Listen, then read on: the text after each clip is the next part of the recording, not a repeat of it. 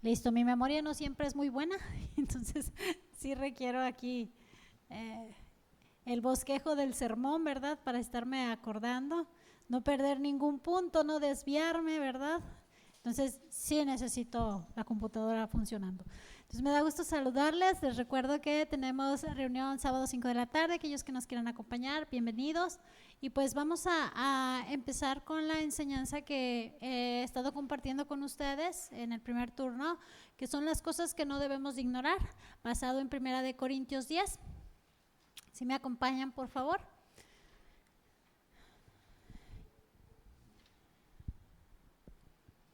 Vamos en el verso 9, ¿sí? Donde dice, ni tentemos al Señor como también algunos de ellos le tentaron y perecieron por las serpientes, ¿sí?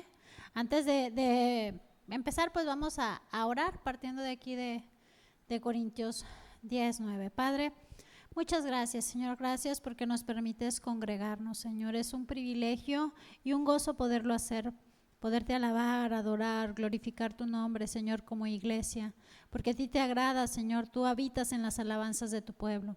Así que como pueblo, como iglesia tuya, venimos y te alabamos y te adoramos. Te rogamos que aceptes nuestra alabanza y nuestra adoración, pero también te rogamos, Padre, en el nombre de nuestro Señor Jesús, que nos ministres a través de tu palabra. Te rogamos, Señor, que permitas entender, discernir tu palabra, guardarla en nuestro corazón como nuestro tesoro, Señor, y sobre todo, Padre, tenerla presente en nuestras vidas, que no salgamos de aquí, Señor, y nos olvidemos de lo que tú nos has hablado. Danos oídos para oír, Señor, y sobre todo sabiduría para aplicarla, para corregir, para que cada día, Señor, seamos pues más parecidos a tu Hijo amado. Por eso te rogamos que este tiempo tú nos bendigas a través de tu palabra, Señor, y nos des esa buena disposición de recibirla. Te lo rogamos en el nombre de nuestro Señor Jesús. Amén. Amén. Fíjense, hermanos, hasta ahorita hemos visto que lo que Dios escribió en cuanto a lo referente del pueblo de Dios está escrito para nuestro ejemplo, para que no hagamos como ellos hicieron. Hemos estado viendo, ¿verdad?, que no debemos codiciar cosas malas como ellos codiciaron, que no debemos de caer en idolatría como ellos lo hicieron. ¿Se acuerdan el becerro de oro en Éxodo? Y también nos habló, que vimos la semana pasada, de no caer en fornicación como ellos cayeron en fornicación. Y pues hoy toca tentar a Dios. Son cosas que tenemos que cuidar. Fíjense, cuando hablamos de tentar en el griego significa probar, poner a prueba. Entonces, tentar a Dios significa ponerlo a prueba. Y esto es una señal de rebeldía. Es ser rebeldes. ¿Por qué? ¿Por qué me refiero a esto como rebeldes cuando estamos tentando a Dios? Porque queremos poner a Dios a prueba a través de lo que tú quieres, ¿sí? Si eres Dios, ayúdame con esto. Si eres Dios, cambia esto o aquello. Entonces estamos poniendo en duda que Él es Dios y que puede hacer las cosas. Nosotros tenemos un Dios que es todopoderoso. Y no solamente es todopoderoso, sino que no se le hace algo difícil. Para Dios no hay nada difícil. Si uno de repente es quien puede estar pensando, es que mi situación es muy complicada, muy difícil, pero la realidad es que para Dios no lo es. Dios en su sabiduría y en su soberanía sabe por qué nos permite pasar ciertas situaciones o ciertas complicaciones. Él lo sabe y siempre es para nuestro bien. Un padre nunca va a buscar un mal para sus hijos. Amén. Los que somos padres lo entendemos, ¿verdad? Nunca le estamos haciendo algo para dañar a nuestros hijos si somos padres bien habidos, ¿verdad? Entonces, es poner a prueba a Dios, es poner en duda que Él es Dios. Pablo está usando de ejemplo lo que pasó en Números 21. ¿Sí me acompañan, por favor, en Números 21? Versos del 4 al 9. Vamos a leer, ¿sí? Números 21.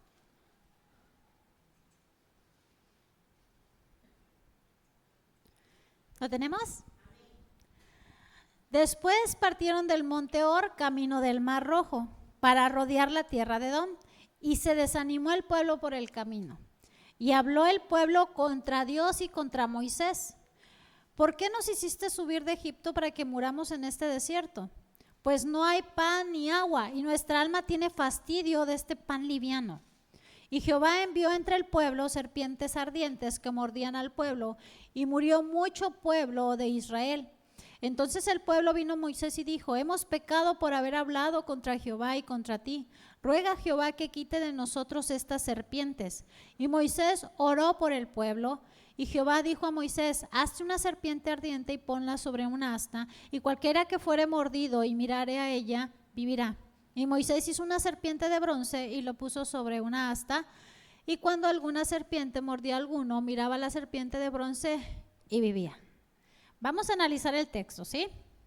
Fíjense, el verso 21 dice que después de que partieron del monte Hor, camino del mar muerto para rodear la tierra de Edom, se desanimó el pueblo por el camino. Fíjense bien, en Números 20, no vayan, hay un capítulo atrás, del verso 14 al 22, nos dice cómo Moisés pide al rey de Edom les permita cruzar por el territorio, ¿sí? Pero incluso les dice: nosotros vamos a comer vamos a comprar agua, les vamos a comprar la comida, nos vamos a ir solamente por el camino, no nos vamos a desviar. Pero el rey de Edom decide no dejarlos pasar. No les permitió seguir esa ruta. Entonces, el largo viaje que tenían que hacer para rodear la tierra de Edom se complicó. Ellos dijeron: pues vamos a cruzar, y ahora resulta que no vamos a cruzarlo, tenemos que rodearlo. Fíjense, los estudiosos de tierras bíblicas, ellos estiman que cruzar Edom directamente habría implicado aproximadamente entre 150 kilómetros, 200 kilómetros el cruzar, ¿sí? Edom. Rodear Edom se duplicaba. Hablamos que estaba entre 350 kilómetros y 500 kilómetros el rodear Edom. Entonces esto definitivamente sí les causó un conflicto. Y estas son cifras aproximadas, de aquellos que estudian geografía en tierras bíblicas. Esto les habría tomado, si hubieran cruzado, estamos hablando de que iban niños, mujeres, ancianos, ganado, iba todo el pueblo. No era como que pudieran pasar y caminar tan rápido como quisiéramos. Hablamos que cruzar Edom, podían caminar en un día entre 10 y 20 kilómetros. Caminar. Entonces les llevaría aproximadamente cruzar Edom entre 10 a 20 días. Y hacerlo rodeando a Edom les llevaría entre 20 a 40 días. Entonces sí se les duplicaba todo, y el pueblo al ver esto, pues sí al ver el rechazo de Edom y que les iba a costar varias semanas más de viaje y cansancio y a situaciones, pues sí les molestó, les incomodó. Estamos hablando que iban a ir por zonas áridas, complicadas, y pues tenían que hacerlo. Ahora fíjense bien, Moisés no atacó a Edom, no se fue contra Edom como con otros reyes. Con Edom no lo hizo, porque recordemos que Edom era descendiente de Esaú. El pueblo de Edom era descendiente de Esaú. Y dentro de lo que Dios mandó, sabemos que Esaú era hermano de ¿quién, hermanos? De Jacob, ¿sí? Entonces eran parientes, pues eran primos, por decirlo así, ¿verdad? Y Dios había ordenado a Israel respetar a Edom, que a ellos no los de ellos no iban a tomar su territorio, a ellos no los iban a atacar. Eso era algo que Dios les había mandado: no se metan con Edom. Entonces Moisés por eso no entró en conflicto con Edom, porque Dios ya se lo había dicho. Entonces, ¿qué hizo Moisés? Pues bueno, vamos a darle vuelta a Edom, ya que no nos dejaron pasar y no vamos a ponernos en conflicto con él porque Dios así no lo ordenó, pues vamos a rodear. ¿Y esto qué provocó en el pueblo? Desánimo. ¿Sí ven ahí en el verso? Al final del verso dice: y se desanimó el pueblo por el camino. Ya habían empezado y en algún punto se empezaron a desanimar. La palabra desanimar en el hebreo significa angustia, significa impaciencia, significa queja. Angustia, impaciencia, queja. Entonces el pueblo ya tenía un ratito caminando y cuando iban en ese caminar y ver todo lo que les faltaba, empezaron a sentir impaciencia, se empezaron a angustiar y esto provocó quejas entre el pueblo. ¿Alguna vez lo han experimentado? Yo creo que todos hemos experimentado algún tiempo de angustia y de desánimo. Y en algún punto nos quejamos. O sea, no estamos para juzgar al pueblo de Israel, ¿verdad? Estamos para aprender de esto. En nuestro caminar, hermanos, siempre habrá situaciones. Mientras que nosotros estemos en este mundo, estamos sujetos a un sinfín de situaciones y de cosas que nos pueden pasar. Una enfermedad, un accidente, nos quedamos sin trabajo, una situación familiar con algún hijo, con el esposo, desde un desastre natural, no sé, ya saben lo que está pasando en Venezuela, ¿verdad? Los hermanos allá en Venezuela. Entonces hay situaciones que en realidad nosotros no tenemos control de nada. Si se fijan, no tenemos control de nada. Entonces hay situaciones en la vida que pueden llegar a desanimarnos, que pueden causarte angustia, donde quizás sí llegues a perder la paciencia. Y miren, si algo necesitamos nosotros como cristianos es ser pacientes.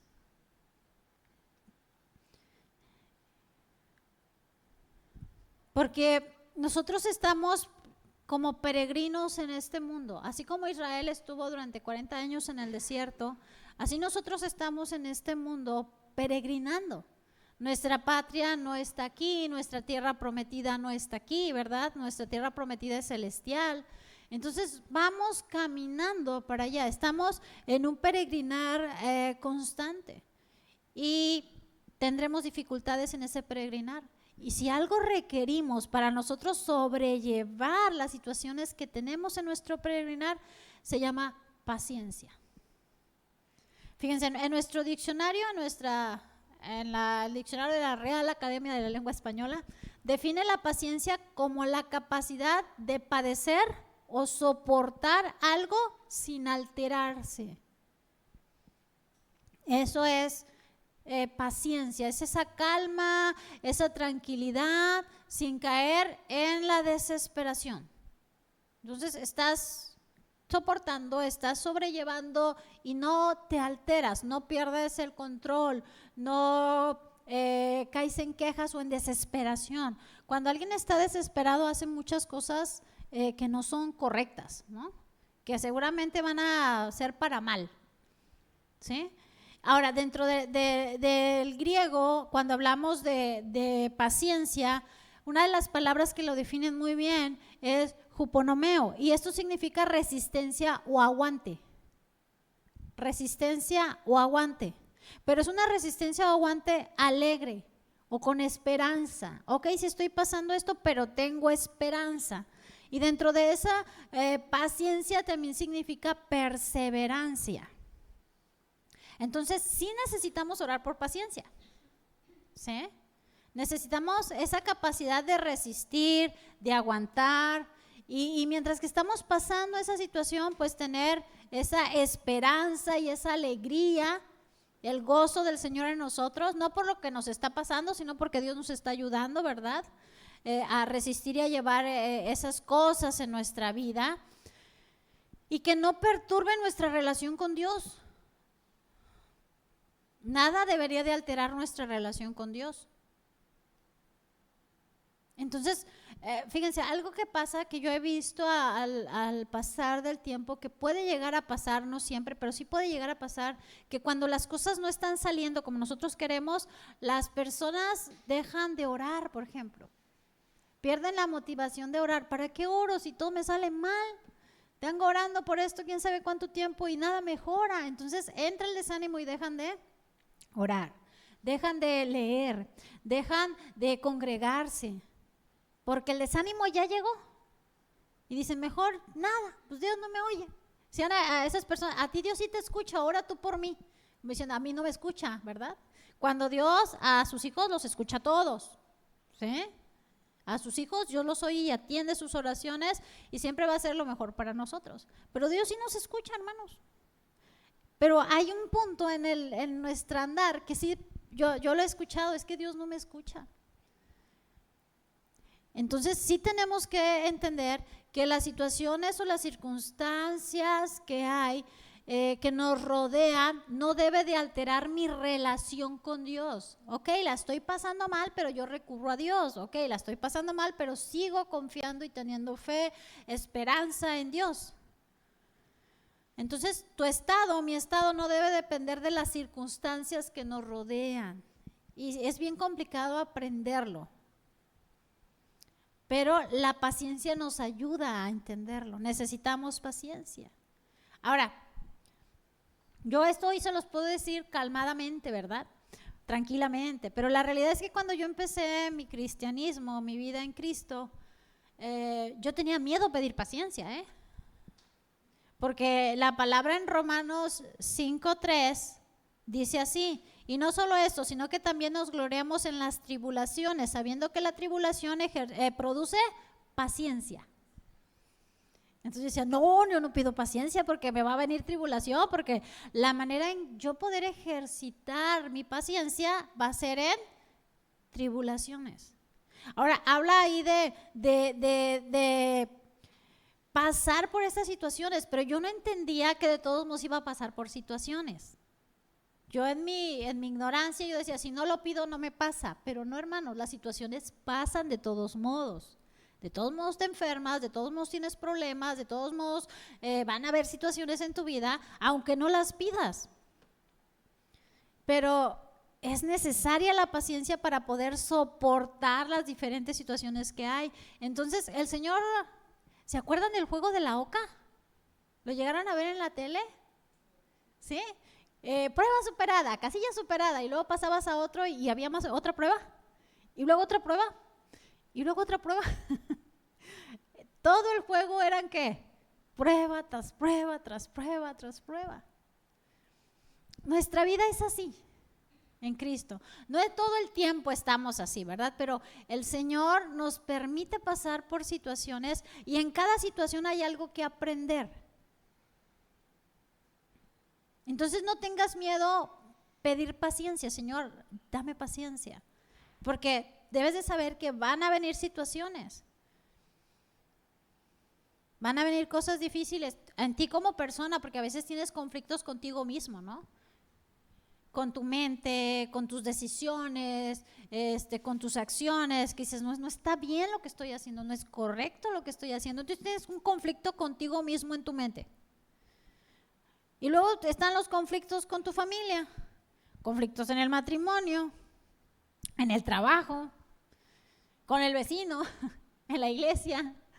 O sea, nadie se escapa. En el mundo tendremos aflicciones. No soy profeta, pero todos lo sabemos, ¿verdad? Porque la palabra lo dice. Entonces, ahí están las situaciones. Y necesitamos esa paciencia para poder sobrellevarlas. Y con estas, hermanos, con estas situaciones, lo que hace el Señor es trabajar en nuestro carácter. El Señor está tratando con nuestro carácter. Quiere aumentar tu resistencia, quiere aumentar tu aguante, quiere hacerte una persona perseverante. Quiere hacerte una persona constante, que aún en tiempos difíciles no se detiene. Que aún en tiempo difícil no pierde su alegría, sigue teniendo esperanza, sigue confiando. Fíjense, la iglesia de Tesalonicenses es un ejemplo de eso. Acompáñenme por favor a 2 de Tesalonicenses, capítulo 1, verso 4.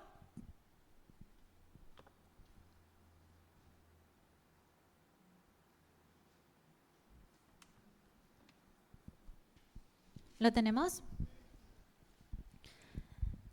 Tanto que nosotros mismos nos gloriamos de vosotros en las iglesias de Dios, pues por vuestra paciencia y fe en todas vuestras persecuciones y tribulaciones que soportáis. ¿Se observa?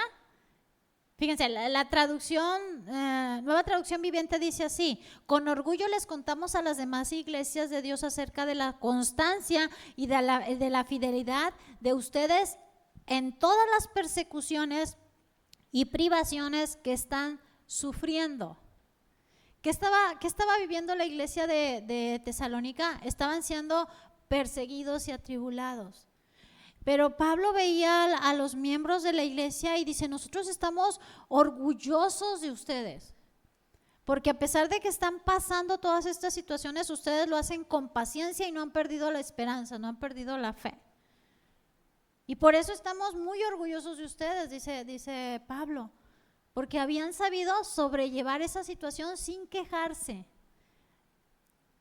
sin ingratitud y sin querer reclamarle a Dios o tentar a Dios, ¿verdad?, por las situaciones que estaban pasando. Por eso Pablo lo dice: yo estoy orgulloso de ustedes, y esto a nosotros nos sirve como ejemplo. Hay personas que están bien hasta que las cosas no les salen como ellos quieren. Y en la vida hay muchas cosas que no van a salir como nosotros planeamos. ¿Alguna vez han hecho un plan y no les salió? Alza la mano. Hacemos planes y dices: no salen. Todo te sale al revés muchas veces, ¿no? Pero aún así nosotros tenemos que tener esa esperanza. Eso fue lo que le pasó al pueblo de Israel, hermanos. No estaba en sus planes rodear Edom. Sus planes era cruzarlo, ¿sí? Y cuando vieron que la situación era adversa, vino el desánimo. Les ganó la impaciencia, la angustia. Y es algo que le pasaba seguido al pueblo. Esta no es la primera vez, pero era algo que les pasaba. Entonces, es mejor practicar nuestra paciencia. Cuando tengas una situación complicada, piénsalo de esa manera: tengo que practicar mi paciencia. Ahora, fíjense qué resultados hubo en el pueblo, qué resultados trajo al pueblo de Israel el desánimo y la impaciencia. Fíjense, volvamos por favor a Números 21, verso 5.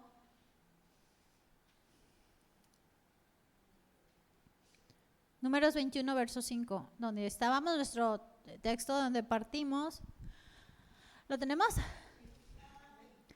Y habló el pueblo contra Dios y contra Moisés: ¿por qué nos hiciste subir de Egipto para que muramos en este desierto? Pues no hay pan ni agua, y nuestra alma tiene fastidio de este pan tan liviano. Fíjense que trajo ingratitud, trajo queja, y quisieron poner a prueba a Dios. Al ser ingratos y al estarse quejando, estaban tentando a Dios. Cuando nosotros nos quejamos y somos ingratos con Dios, estamos tentando a nuestro Dios, lo estamos poniendo a prueba. Y esto es peligrosísimo, hermanos, es muy peligroso para todos nosotros. ¿Por qué? Porque ese momento de impaciencia y de desánimo, el pueblo se le olvidó todo lo bueno que Dios había hecho por ellos. Estamos hablando que este hecho pasó casi 40 años, ya estaban por entrar a la tierra prometida, 40 años después de que los habían sacado de Egipto, y todavía estaban diciendo: ¿para esto nos hizo subir el Señor de Egipto? ¿Para esto nos sacó el Señor de Egipto? ¿Para que nos muramos aquí en el desierto? ¿Sí ven la queja?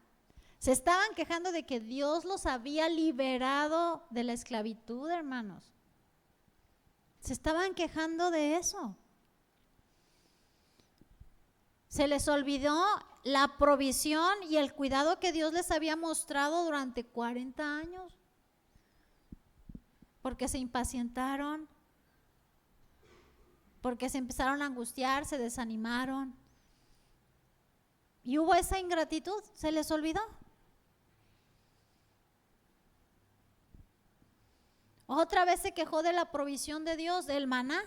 Observan que dice: nuestra alma tiene fastidio de este pan tan liviano. la palabra de Dios para todos dice, ya nos cansamos de esta comida miserable. Así lo traduce la palabra de Dios para todos. Fíjense, cuánta ingratitud. Entonces, hay cosas en nuestra vida que se nos olvida todo lo que Dios ha hecho por nosotros, hermanos. Porque las cosas no están saliendo como queremos. Y hay esa actitud de ingratitud. Y no, hermanos, nosotros debemos de recordar las misericordias que Dios ha tenido con nosotros. Una vez más comenzaron a quejarse contra Dios y contra Moisés por la situación en la que estaban. Otra vez se quejó de la provisión de Dios, como pasó en el capítulo 11, verso 6. El alimento que Dios les estaba dando lo llamaron pan liviano, lo llamaron comida miserable. ¿Por qué nos sacaste de Egipto? Si allá estábamos bien. Y volvieron otra vez a añorar lo que habían dejado. Estaban extrañando todavía después de 40 años lo que habían dejado.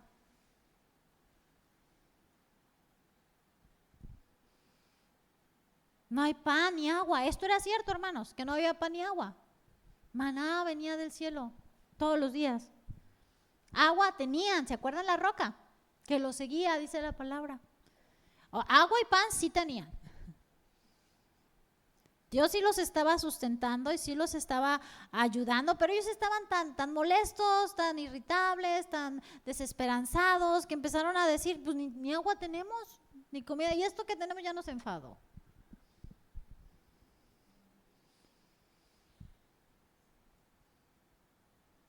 Todo porque vinieron dificultades a sus vidas. Entonces, cuidado, hermanos, cuidado con el desánimo, cuidado con la desesperación. Son cosas que te pueden llevar a menospreciar lo que Dios te da, lo que Dios ha hecho contigo. Y empezar a quejarte de Dios por las situaciones que te están pasando. Y eso se llama ingratitud. ¿A alguien le gusta alguien ingrato, hermanos? ¿Han convivido con alguna persona ingrata? A la que tú has ayudado, a la que tú has amado, a la que tú le has dado no solamente tu casa, tu comida, sino tu amistad, tu amor, y luego se va y luego anda hablando mal de ti o hace cosas en contra de ti. ¿Cómo te sientes? Dices, no estás siendo agradecido, ¿verdad? Por el favor que le hice, por la ayuda que le presté, y te sientes herido. Ahora, Dios ha hecho todo por nosotros, ¿verdad? Debemos de ser agradecidos. Cuida que el desánimo, cuida que la desesperación no te lleve a menospreciar lo que Dios te da. No te quejes de Dios, no seas ingrato con Dios. Si tú alguna vez has dicho frases, para esto me hice cristiano. A mí me han dicho, a mí me iba mejor antes de ser cristiano. Y dices tú, ay, no puede ser. ¿Cómo te iba mejor si ya estabas condenado y la ira de Dios estaba sobre ti? Ibas camino al infierno y la maldición de Dios estaba sobre ti, la ira de Dios estaba sobre ti. ¿Cómo puedes estar mejor? Pero a mí me han dicho, es que me iba mejor antes de hacerme cristiano. Hago todo lo que me dicen y de todos modos me va mal. Así me han dicho a mí. Hago todo y me va mal. Eso, hermanos, es poner a prueba a Dios. Eso, hermanos, es tentar a Dios.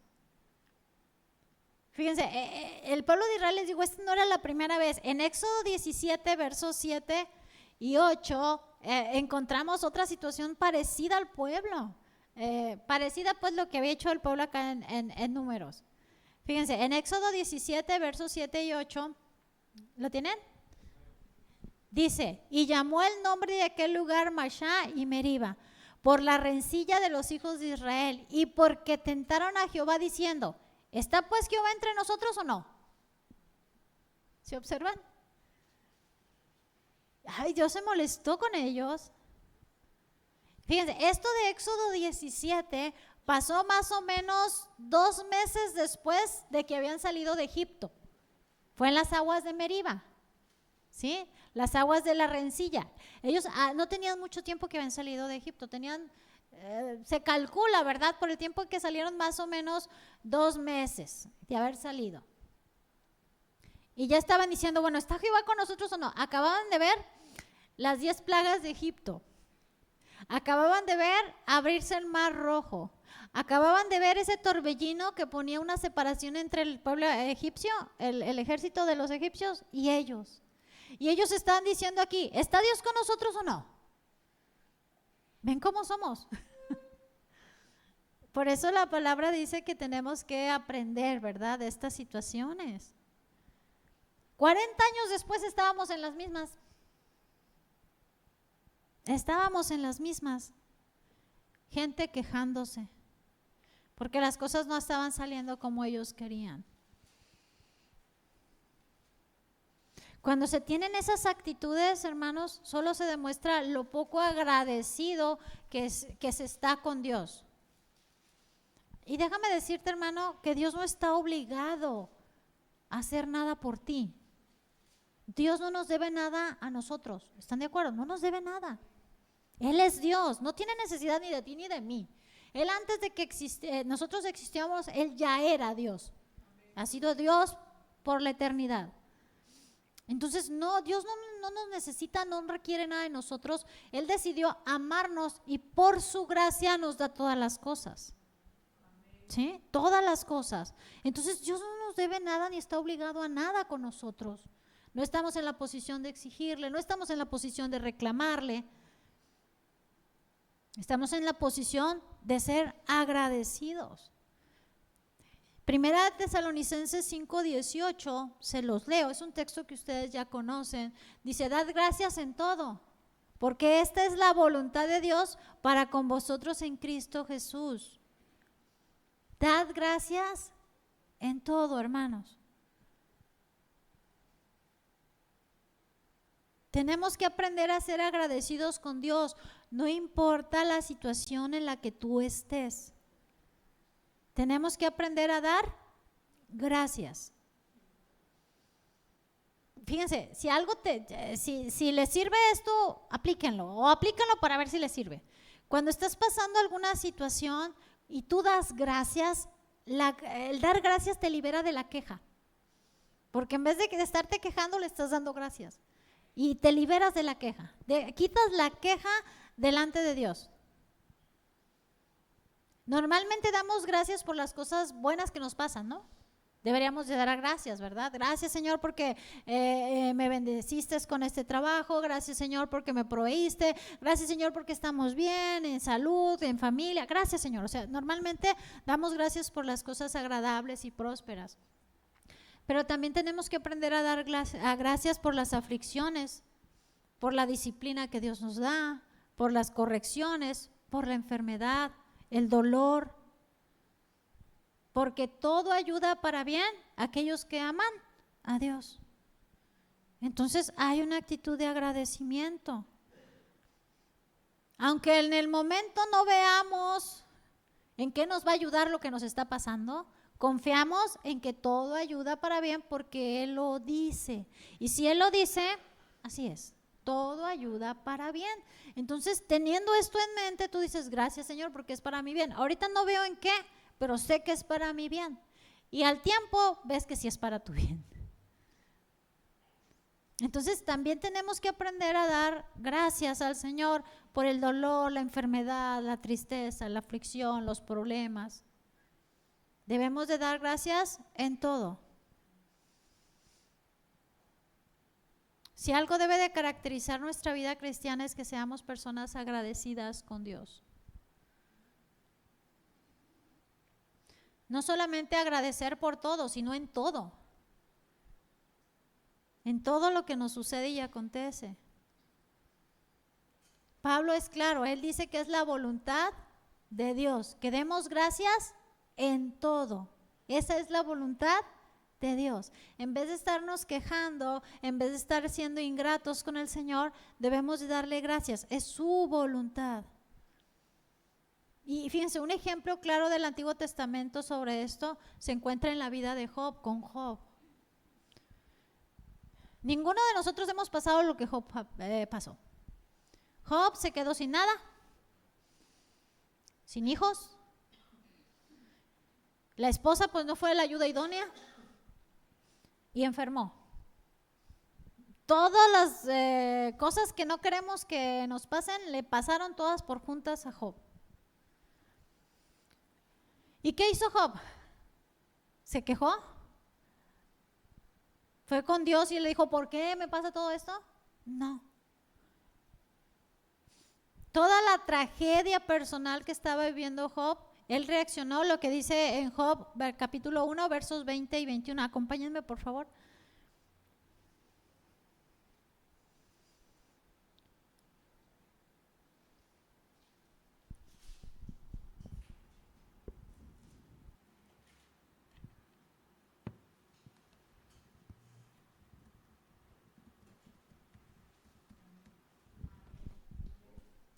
Lo tenemos, ok.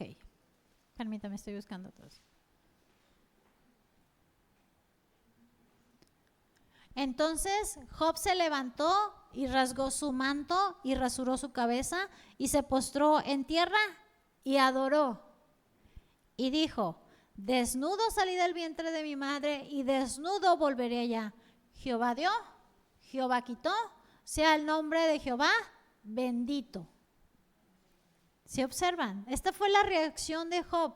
Al rasgar su manto, rasurar su cabeza, esto era una seña de mucho dolor, ¿sí? Era una manifestación del dolor que estaba viviendo Job. Al hacer esto es lo que estaba mostrando. Pero él se postró en tierra y adoró a Dios y bendijo el nombre de Dios. Job era así, era un hombre que continuamente bendecía el nombre de Dios. Y no dejó de hacerlo por lo que sucedió. Fíjense lo que dice el verso 22. En todo esto no pecó Job ni atribuyó a Dios despropósito alguno. ¿Qué dijo Job? Ok, estoy pasándola muy mal ahorita, pero tengo mucho dolor, mucha tristeza. Adoró a Dios, bendijo a Dios y él entendió, Dios tiene un propósito en esto. Dios no va a hacer algo por hacerlo. Dios tiene un propósito. Y eso es lo que tenemos que tener mucho en mente. Yo sé que hay momentos complicados que se nos olvida dar gracias por la situación en la que estás pasando. Cuando a mi esposo le dio el infarto ya hace bastantes años, ya como 12, 13 años que le dio el último infarto, también le dio un paro respiratorio, ¿sí? El domingo le dio el infarto, el lunes lo cambiamos al Juan Graham y en el Juan Graham, llegando, le dio un paro respiratorio. Entonces lo tuvieron que entubar y lo tenían en la zona de choque. Entonces una hermana nos hizo el favor ahí para que nos lo atendieran más rápidamente y me habló el director del hospital. Entonces voy a su oficina y fue bien tierno el doctor, ¿verdad? Porque me dice, mira señora, su esposo es el que está peor de la zona de choque, lo más probable es que no sobreviva a esta situación y si sobrevive a esta situación va a quedar en un estado que no va a poder valerse por sí mismo. O sea, me pintó el peor escenario y yo estaba nada más escuchando. Cuando yo salí de la oficina del director, lo único que dije, Señor, gracias.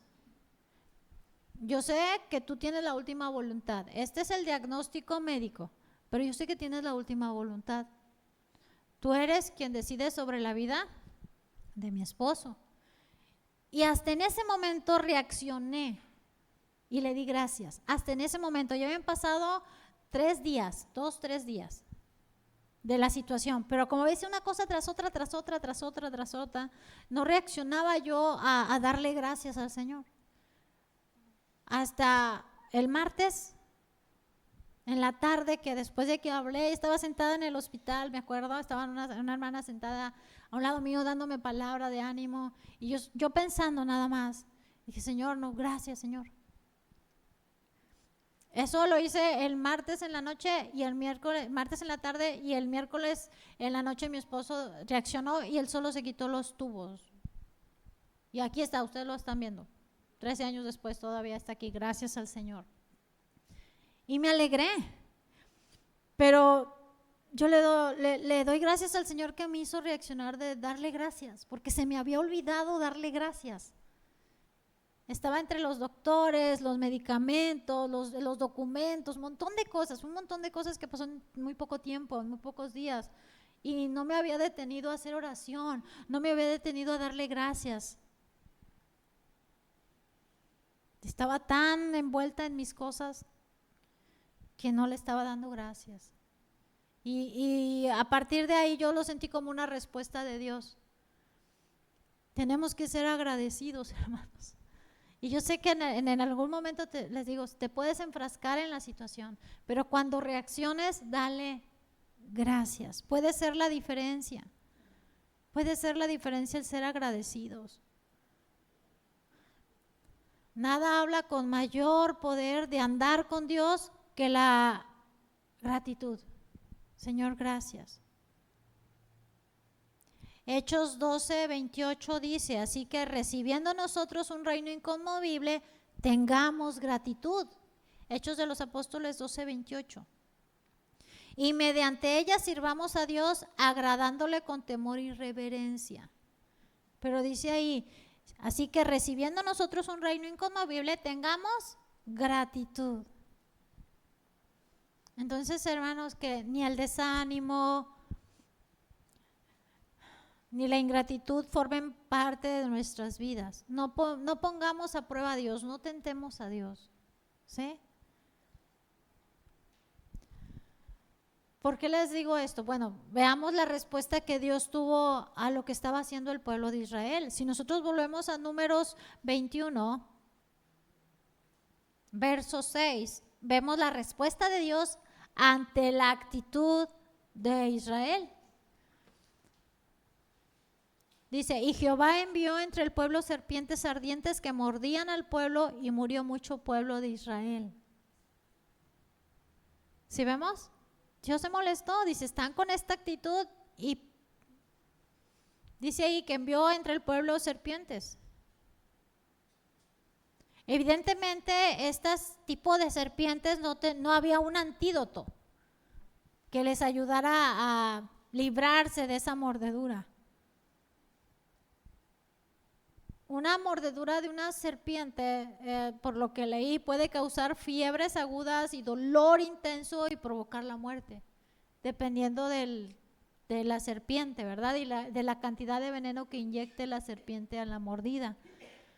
Pero puede ir con fiebres muy agudas, muy dolorosas y causar la muerte. Entonces, esta situación de las serpientes estaba provocando, no nos dice, la semana pasada vimos que por la causa de fornicación murieron en total 24,000 personas. Aquí no nos dice cuántas personas murieron, pero nos dice que murió mucho pueblo, mucha gente murió. Era mucha gente la que se estaba quejando, era mucha gente la que estaba siendo ingrata con el Señor. Entonces, esa angustia, esa impaciencia, esa ingratitud dio como resultado que hablaran en contra de Dios, que se quejaran en contra de Dios, y vino como consecuencia al pueblo esto. Y las actitudes que ellos estaban tomando para con Dios podrían ser una señal de incredulidad, hermanos. Podría ser una señal de incredulidad. Y cuando tenemos dudas de Dios, no creemos que Dios pueda hacer o ayudarnos, estamos tentando a Dios. Hebreos te habla sobre eso, en Hebreos 3, del verso 7 al verso 12.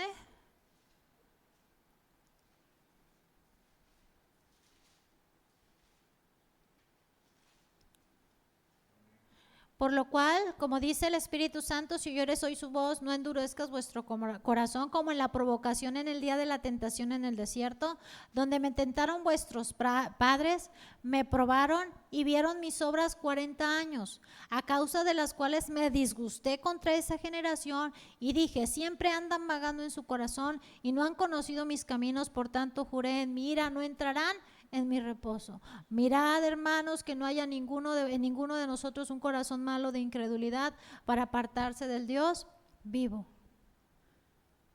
¿Sí vemos? Está otra vez de cómo tentaron a nuestro Dios en el desierto del pueblo de Israel. Y esto era una muestra de qué, hermanos, de incredulidad. Había incredulidad en el corazón de ellos. Mucha de la gente del pueblo de Israel no creían que Dios podía ayudarles, sustentarles, a pesar de que Dios ya había hecho todo por ellos durante 40 años. A pesar de que Dios actuó y obró con mano poderosa y con brazo extendido para Israel, aún así ellos todavía dudaban del Señor. A pesar de que ya habían visto durante 40 años sus obras, seguían dudando del Señor. Y Dios se disgustó. Se disgustó con ellos, por rebeldes, por incrédulos. Y no entraron a la tierra prometida.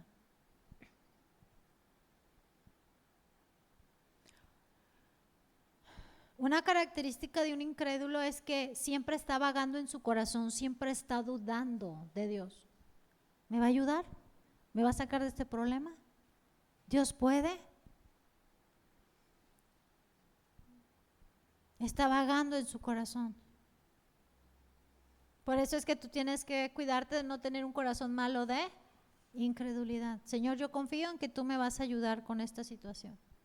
Yo sé que tú me vas a fortalecer para pasar esta situación. Entonces viene la consecuencia, las serpientes, la gente muriendo, y ahora sí van con Moisés, ¿verdad? En Números 21, versos 7 al 9, dice: entonces el pueblo vino a Moisés y dijo: hemos pecado por haber hablado contra Jehová y contra ti. Ruega a Jehová que quite de nosotros estas serpientes. Y Moisés oró por el pueblo. Y Jehová dijo a Moisés: hazte una serpiente ardiente y ponla sobre una asta, y cualquiera que fuere mordido y mirare a ella vivirá. Y Moisés hizo una serpiente de bronce y la puso sobre el asta. Y cuando alguna serpiente mordía a alguno, miraba la serpiente de bronce y vivía. Fíjense, el pueblo sabía perfectamente la causa de las serpientes. Tenemos esta situación de las serpientes porque hemos pecado contra Dios. Hemos hablado mal contra Jehová y también contra Moisés, ¿verdad? Pero aquí el importante era Dios. Sí, hemos hablado mal en contra de Jehová. Hemos hablado contra Él. Entonces ellos sabían perfectamente que la situación que estaban pasando era por lo que ellos habían hecho. No eran ignorantes. Cuando hay situaciones en nuestra vida, sí tenemos que reflexionar, hermanos. Algo está pasando y algo hay en mí, o algo hice, o algo está corrigiendo el Señor en mi vida. Entonces el pueblo supo rápidamente que era por su pecado, por su queja, por probar a Dios. Y rápidamente recurrieron a Moisés. Luego se fueron con Moisés, ¿verdad? Para que intercediera ante Dios. La consecuencia de su pecado los llevó a buscar ayuda de Dios. Porque pecamos y hacemos cosas y hay situaciones y entonces se vuelven a Dios. ¿Verdad? Por eso son buenas las consecuencias del pecado, porque de alguna manera nos hacen reaccionar. Entonces Dios le instruyó a Moisés en construir una serpiente. Fíjense, esta serpiente después fue motivo de adoración, al punto que tuvieron que destruir la serpiente. O sea, el problema con el corazón de Israel siempre fue constante. Pero en este momento el Señor manda esto, construir esa serpiente de bronce, la cual sería puesta en alto en medio del pueblo, para las personas que fueran mordidas, voltearan a ver la serpiente y al momento de voltear a ver la serpiente, pues no murieran. ¿Sí? Ahora, era una serpiente. En otra circunstancia, el pueblo de Israel no hubiera aceptado que se levantara una serpiente en medio del pueblo. Ni siquiera hubieran querido voltearlo a ver. Pero en este caso tenían que voltearlo a ver porque les recordaba que habían pecado. y que lo que estaban pasando era consecuencia ¿de qué? De lo que ellos habían hecho. De alguna manera la serpiente era como un símbolo de juicio por su pecado. Estaba el altar de bronce donde ofrecían los holocaustos por sus pecados. La serpiente era de bronce. Entonces el bronce representa el juicio de Dios. Este hecho de la serpiente de bronce, nuestro Señor Jesús lo utilizó como una analogía. ¿Se acuerdan? En Juan. Como una analogía de su propia muerte. Cuando estaba hablando con Nicodemo. En el Evangelio de Juan, acompáñenme por favor, capítulo 3, versos 14 y 15.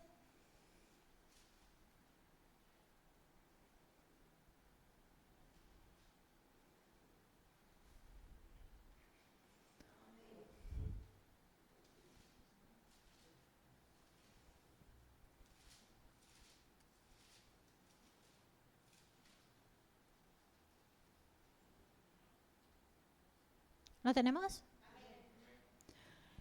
Y como Moisés levantó la serpiente en el desierto, así es necesario que el Hijo del Hombre sea levantado, para que todo aquel que en él cree no se pierda, mas tenga vida eterna. Entonces, fíjense, nuestro Señor Jesús usó ese hecho como una analogía de su propia muerte. ¿Sí? Para los judíos, morir en un madero, morir crucificado, era una maldición. ¿Sí? Gálatas dice, aquí lo tengo, Gálatas 3:13, dice, Cristo nos redimió de la maldición de la ley, hecho por nosotros maldición. Maldito todo el que es colgado en un madero. Entonces, para ellos era algo como una señal de desprecio, ¿sí me explico?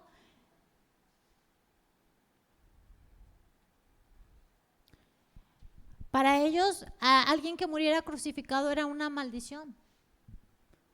Entonces, así como los israelitas tenían que mirar hacia la imagen de una serpiente para salvarse, los judíos y nosotros tenemos que voltear a nuestro Señor Jesucristo colgado de una cruz, crucificado en una cruz, para salvarnos de nuestros pecados. Así que ese relato de Israel, que es vergonzoso, ¿verdad? De esa rebelión de Israel, llega a ser un incidente que Jesús usa para explicar el significado de su muerte, para librarnos a nosotros del pecado. Esa serpiente usada bajo la analogía de nuestro Señor Jesucristo, pues representa a nuestro mismo Señor Jesucristo, hecho por nosotros, ¿qué dice Gálatas? Maldición. ¿Sí? Hecho por nosotros maldición. Entonces, mi Señor Jesucristo lo toma de esa manera y lo tenemos que voltear a ver a Él. Nuestro Señor Jesús tuvo que estar ahí para que nuestros pecados fueran perdonados. Y gracias a eso vivir. Porque hoy tú tienes vida eterna. Y tienes vida para con Dios. Y este término que dice es necesario, enfatiza que la muerte de nuestro Señor Jesucristo era parte necesaria del plan de Dios para salvación. Sin la muerte de nuestro Señor Jesucristo en la cruz no habría salvación. Era algo que tenía que pasar sí o sí. ¿Por qué? Porque nosotros éramos incapaces de salvarnos a nosotros mismos. Otra persona no podría salvarnos a nosotros mismos porque era igual de pecadora que nosotros. Entonces es imposible que nosotros mismos nos pudiéramos redimir. Y nosotros sabemos que la paga del pecado es ¿qué, hermanos? Muerte. Y que Dios no toma por inocente al culpable. Y que Dios exige, ¿verdad?, un pago por el pecado.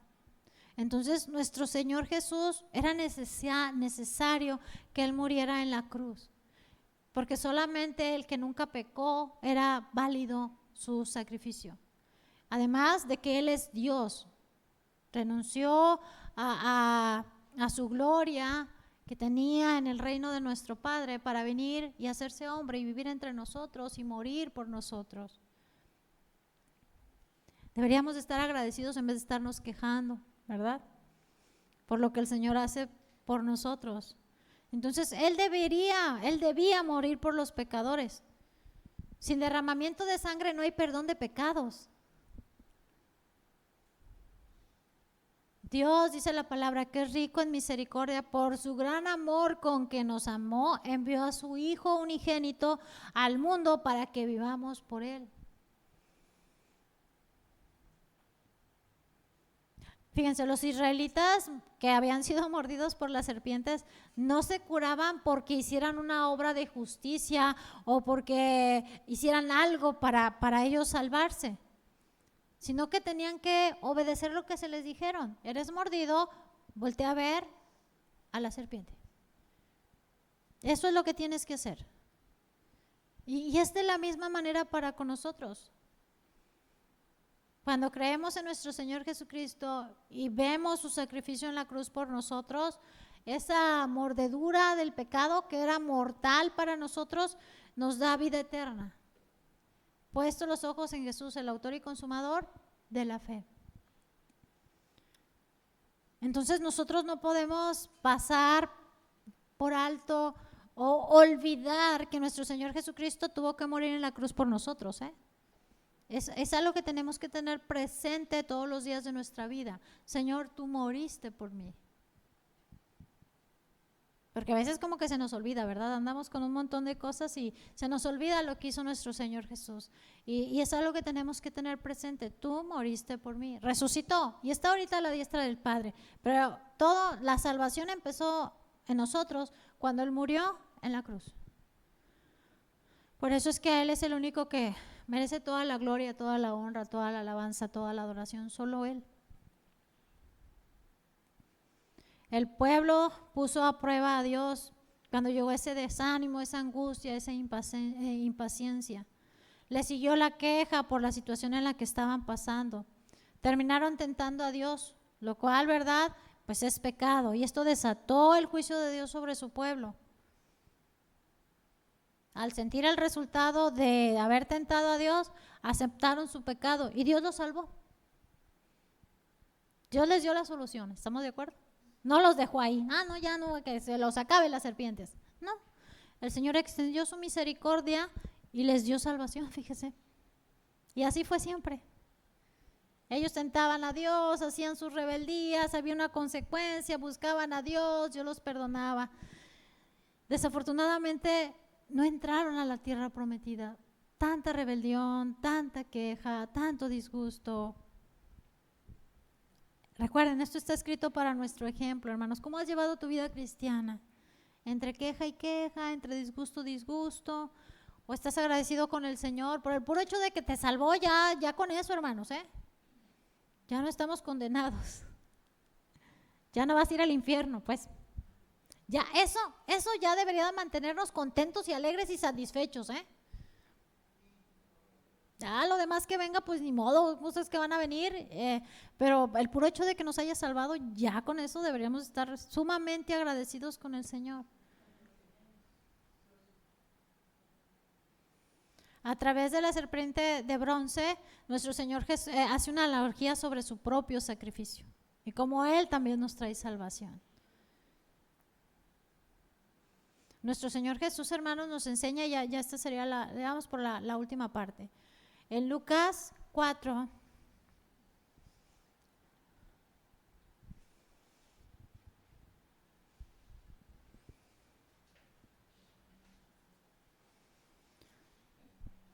del 9 al 12, mi Señor Jesucristo recibió 3 tentaciones. Esta es una de las tentaciones, ¿sí? Las tentaciones específicas con Satanás, que mi Señor fue atacado, ¿verdad? Que atacó Satanás a nuestro Señor Jesús, fueron exclusivamente para Él, ¿sí?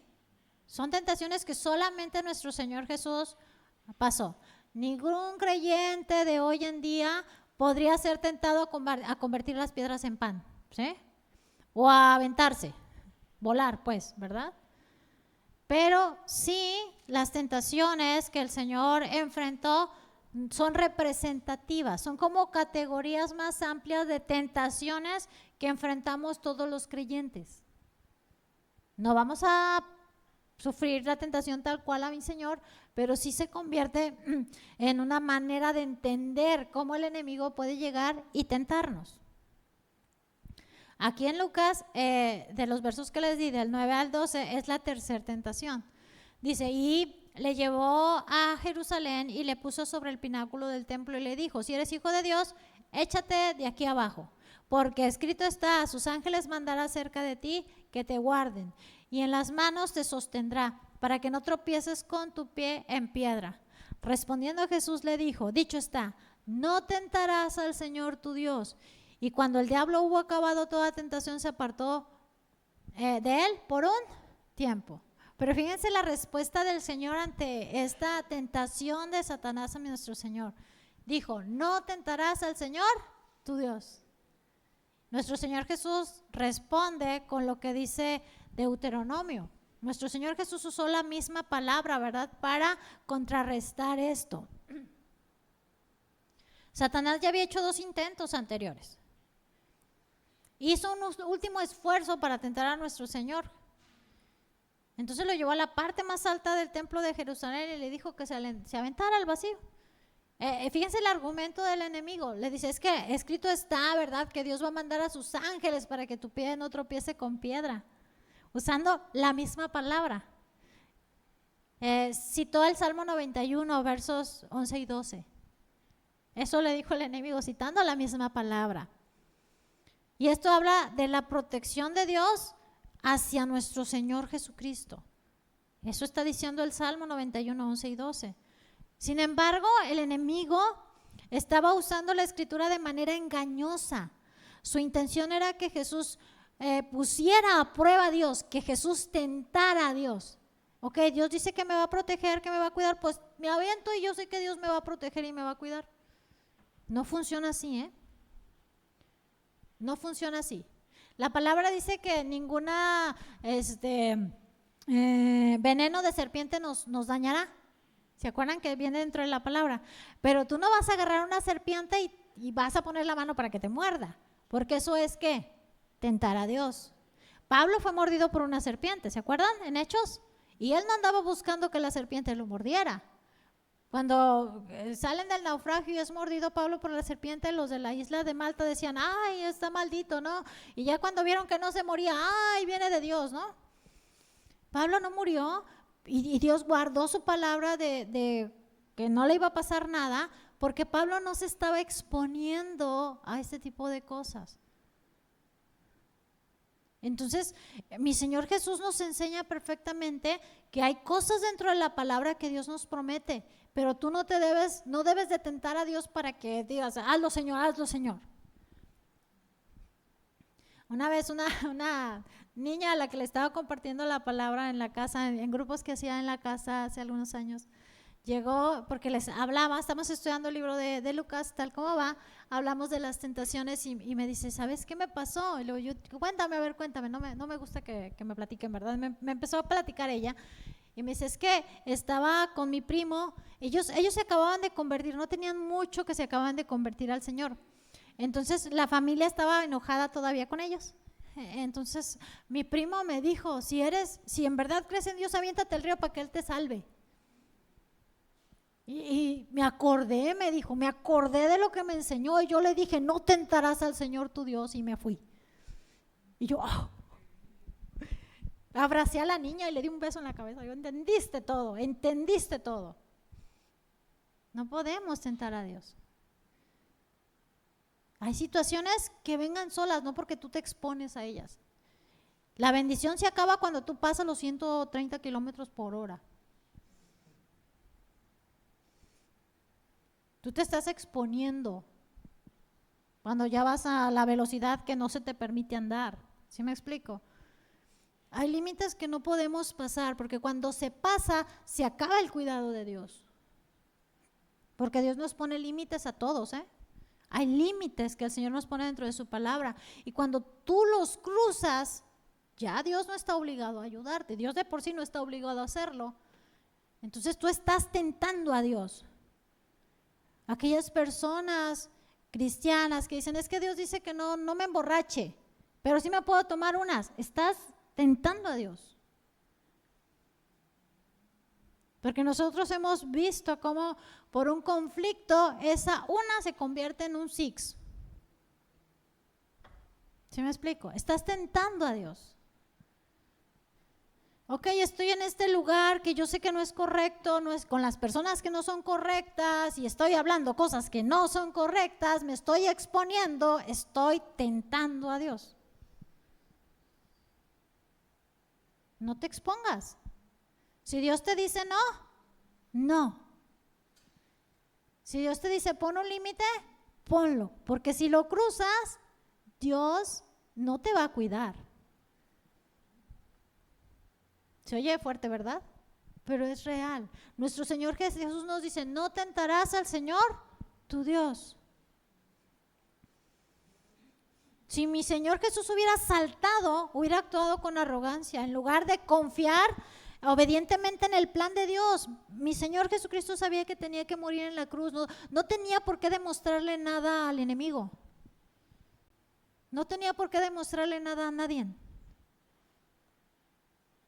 Nosotros, nuestro único propósito es glorificar el nombre de Dios, nuestro único propósito es obedecer a Dios, guardar su palabra. Esos son nuestros propósitos como hijos de Dios. Nuestro Señor Jesús rechazó la tentación citando textos de Deuteronomio 6:16, no tentarás al Señor tu Dios. Y con eso, hermanos, nos enseña que la fe verdadera no consiste en exigir pruebas o milagros de Dios. La fe verdadera consiste en confiar en Él y obedecer su voluntad.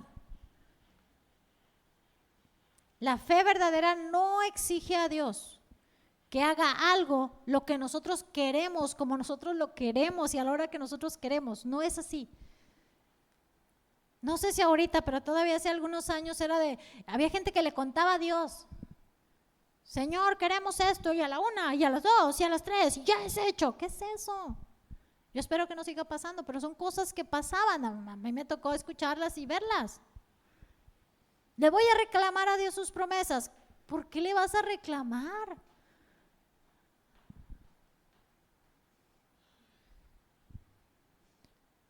Confiar en Él, obedecerle a Él, eso es una fe verdadera.